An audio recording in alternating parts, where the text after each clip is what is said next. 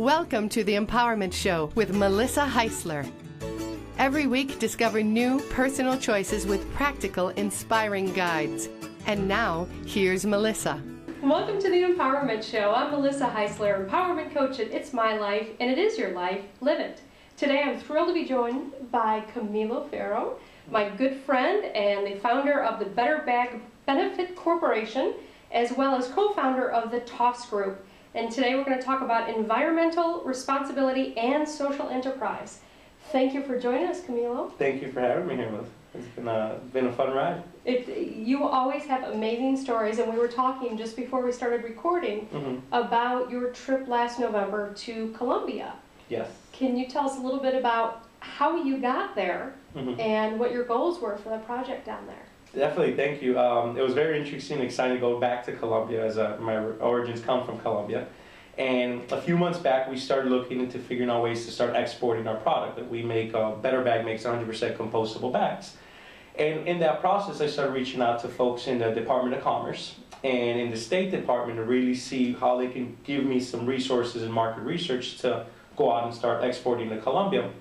When all that started happening, the Aspen Institute is a fairly large nonprofit out of Washington, D.C., was looking to put a delegation together to build social enterprise and businesses in emerging markets. Now, can you take a pause there and can you explain what a social enterprise is? Sure. So the way I see it in the simplest forms is doing business for good.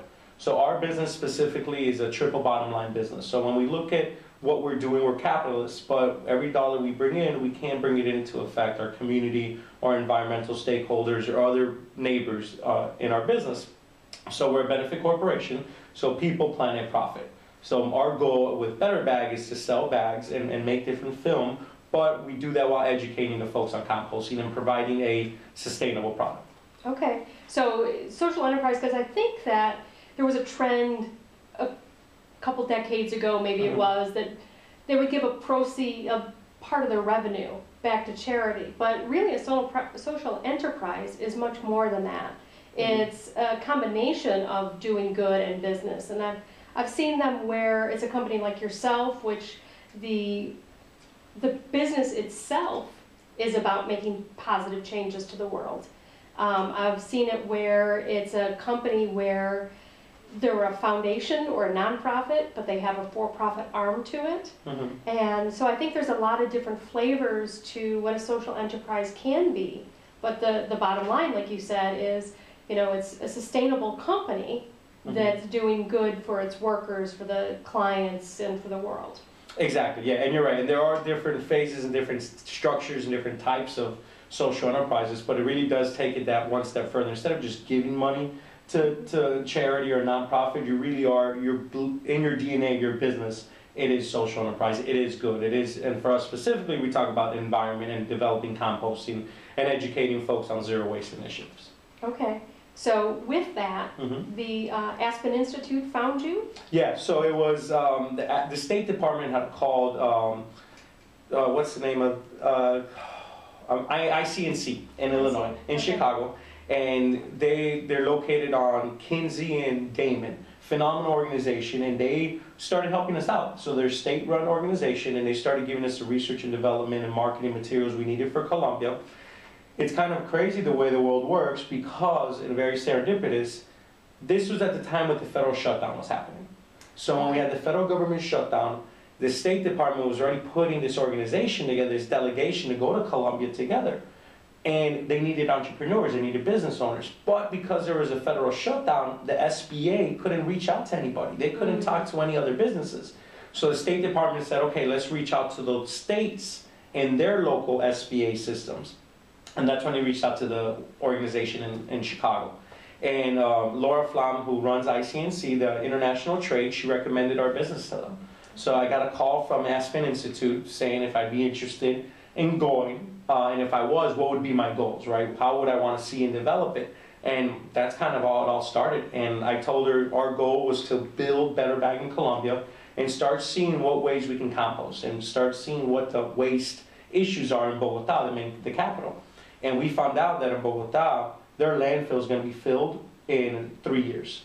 Oh my goodness. And they send 6,000 tons of waste a day to the landfill. and it's going to be filled. And after having conversations with them, they're looking at two alternatives right now. They want to burn it, which is horrible, or increase landfills, which is another Band-Aid solution. So after having conversations, we'll realize 60 to 70% of the stuff they're throwing away is all organic. Okay. So that's where the composting comes in. Because it is organic, we can put a low-cost solution on a fairly large piece of land and let nature do its job. So then once nature does its job, the microorganisms, the soil, the natural organic materials are going to eat each other up, and it turns into soil. So with soil, you can never have enough soil because we need soil for absolutely the foundation of all life. Right, and that was the other part of, and I want to get back to that 6 tons you said a day, which is just amazing.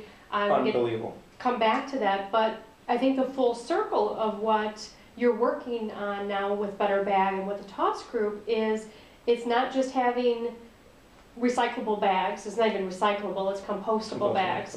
So, and then helping people to have a compost program, and then it's also taking that rich soil that's developed from that and bringing it back to the community. Is that correct? Yeah, and that's the ideal and the most perfect way to see it, is really get that full circle and the full supply chain of using it, because now you have the families are then using that rich nutrient soil to then get herbs, vegetables, fruits, the most juiciest tomatoes you can ever eat. So it's the perfect way to do the circle, the full circle solution. And so specifically in Bogota, you said 60–70% was organic material. Yeah.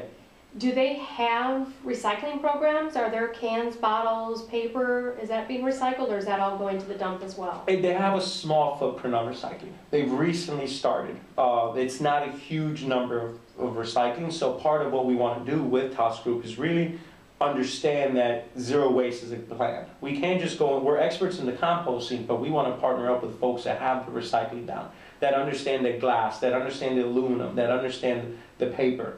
We need to be able to divert all of that, not just send that to landfill. We come in as a composting, but we're going to partner up with other folks to do that. Okay.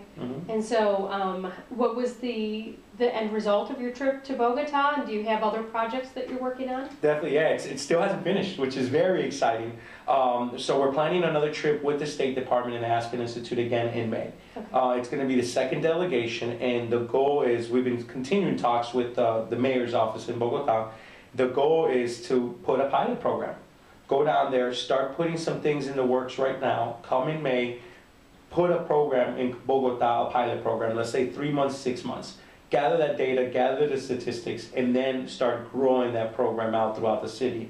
And then eventually other cities can then duplicate it as well in the country. Okay, that's great. So as you're talking, why Bogota?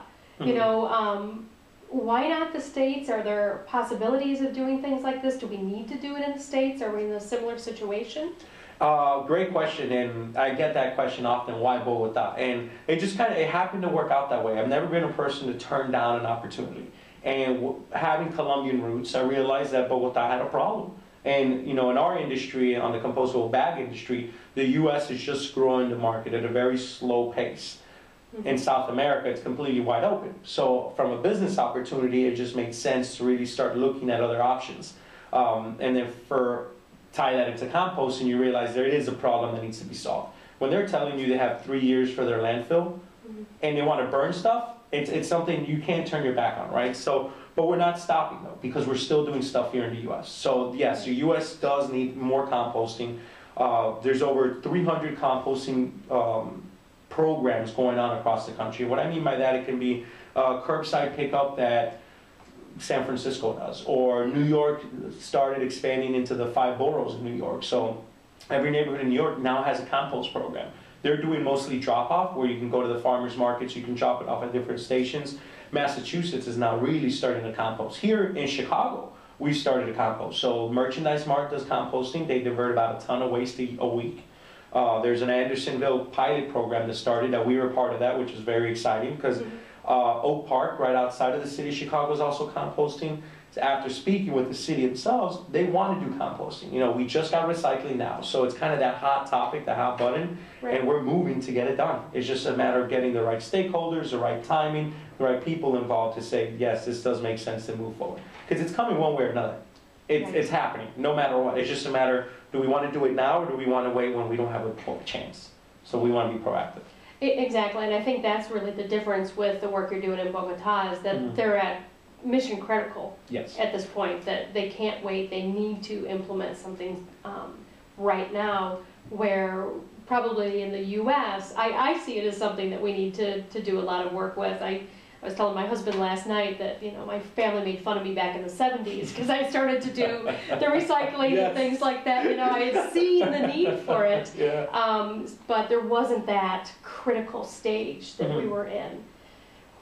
So when we first met, you had developed the Better Bag concept, and now I know you're moving into the TOSS group as well. Can you tell us a little bit about the focus of that group and what you hope to accomplish through it? Sure. So with TOSS Group, it's a consulting firm, and the goal of that firm is to really implement and develop the composting products. So what we've realized after dealing with several clients through Better Bag is that folks want to compost, organizations want to compost, schools want to compost, moms want to compost. Everybody wants to compost if they know about it.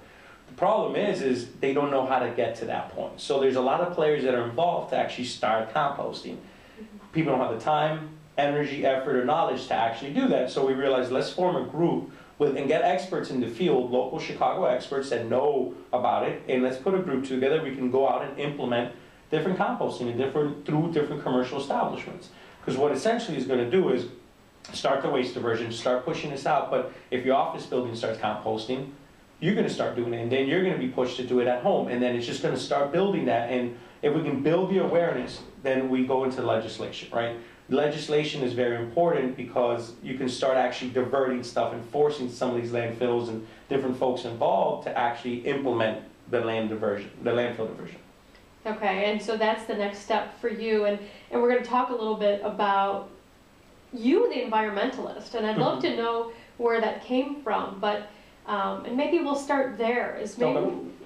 Why the environment? How did you get involved in this? And then let's talk about where you hope to go in the future. Sure, it's interesting because it all started with wanting to run a business. So when I went to school Loyola here in Chicago. I ended up in Chicago. I wanted to go into DEA and FBI. I wasn't thinking about running a business, but I had that business background because my dad was a business owner. So I grew up seeing the business world and working in the business world, but to me it was law enforcement, law enforcement, law enforcement.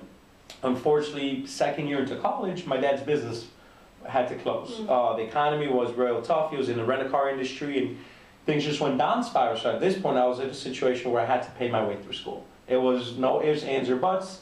You want food? You got to pay. And so I started looking for jobs, but all the jobs that were in the criminal justice field were not paid. Everything was internships, or I could have gotten a security job at a graveyard shift. I didn't want to do that. I was still college years, you know, I wanted to go out and be social and have fun, and I didn't want to stay working midnight to 8 in the morning. So I started looking for business jobs. And Enterprise Rent-A-Car was looking for somebody who had rent-a-car experience. My dad had a rent-a-car business, I had worked in a rent-a-car business, and they needed someone who was bilingual. So it was just a very perfect timing. I came on, I got the job offer, I took the job, and within a month, I just realized that, you know what, business is my road. I really enjoyed it so much that I just said, I want to go on FBI and DEA. Then, and I had spoken to an Army recruiter one time, and they told me being Colombian and maybe in the DEA, they would send me out to Colombia, and the fact of getting shot at, I just said, no, not interested in doing this. So I decided to stay in business. And it kind of just started, you know, in college I worked 4 jobs at one point, and marketing, outside sales, inside sales, and was just moving and learning and adapting that. I graduated college, moved back to Florida. I had a sales job. 6 months in, I was bored. I was just bored out of my mind. I was selling, I was making good money, but it wasn't fun, and I wasn't getting pushed around the way I needed to get. And I started looking for other jobs, and I got into a startup world. And that was really, I learned a lot from that business. And you know, unfortunately, with the technology, the way it developed, we were making GPSs for laptops and phones.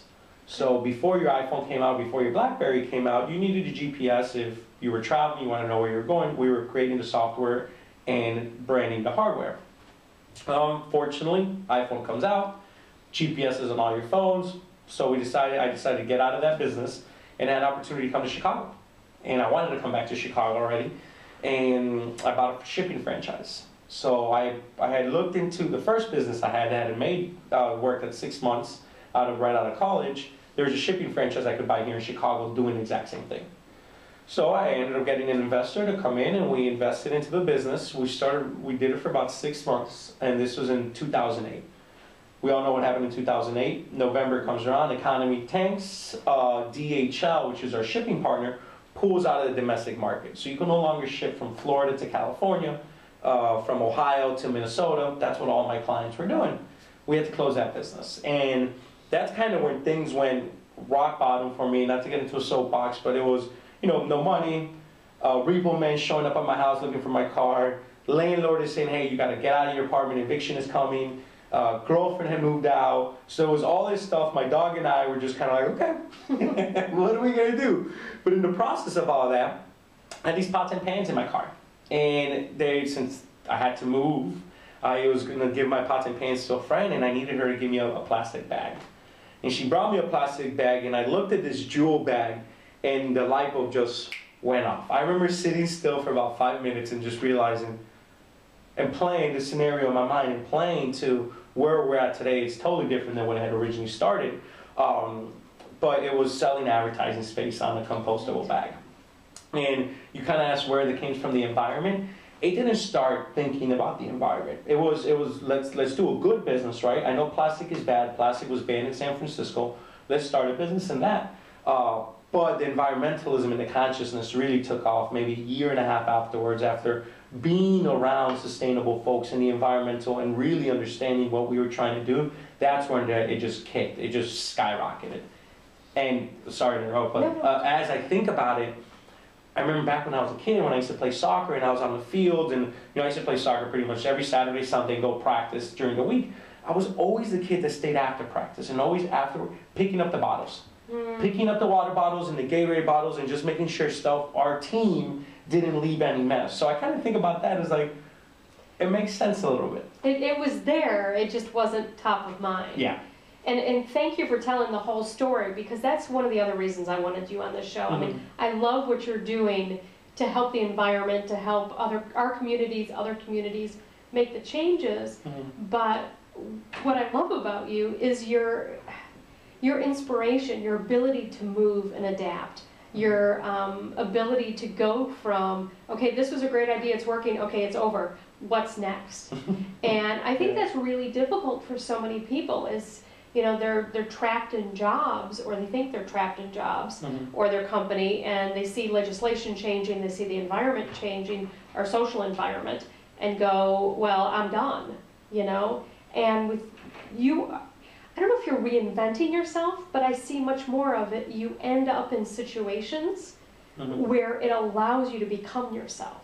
Yeah. So when you got into sales, when you got into the world of business, you went, oh, wait, this really resonates with me, and you made the most of it. And I also love that, and this is a story I've written about before about you, is when you had gone to meet the president. Oh, yeah. And what was it? You didn't have a suit and you didn't have money to eat while you were out there? Yeah, it was definitely a challenge, because, great story. I got a call from a random number. I think it was a Tuesday night. It was a California number. And the lady on the phone, her name was Pooja, she's asking me for my social security number and asking me some questions about business and what I thought about the government and kind of the President Obama. And if I was hesitant on giving her my social, but she said, no, look at my LinkedIn profile, I work for LinkedIn. There's a possibility of you coming out to California. So awesome, here's my social, here's my address, here's my DNA, everything you need, right? And a day later I got a call from her. She's like, okay, we need you to put 5 questions down. 5 questions you would possibly ask the president. Not a problem, sit down, write them out. I get a call the next day. She's like, okay, we have good news and bad news. Bad news is you're not going to be able to ask the president a question. Good news is we're still going to fly you out to meet him. Wow. Yeah, unbelievable.